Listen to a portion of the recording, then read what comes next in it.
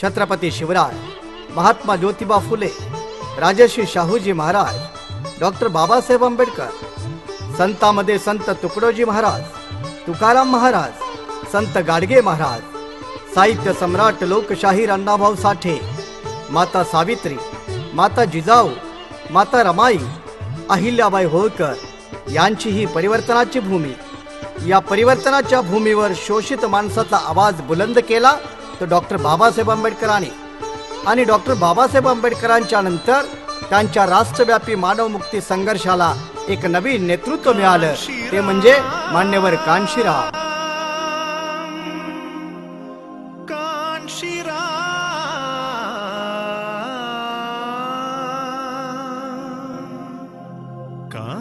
मान्यवर कानशीरामजी यांच्यानंतर त्यांच्या गतिमान संघर्षाला भारतीय क्षितिजावरती एक नवीन नेतृत्व मिळालं.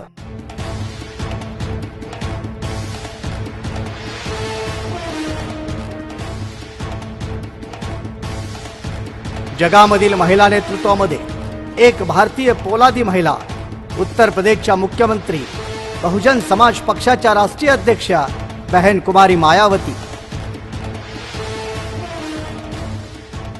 ही सत्ता स्पर्धा, राजकीय शर्यत महाराष्ट्र विधानसभेच्या निवडणुकीसाठी, आणि या निवडणुकीत सहभागी होत आहेत अनेक राजकीय पक्ष. परंतु यामध्ये एकमेव फुले शाहू आंबेडकरी विचाराचा परिवर्तनवादी राजकीय पक्ष आंदोलन बहुजन समाज पार्टी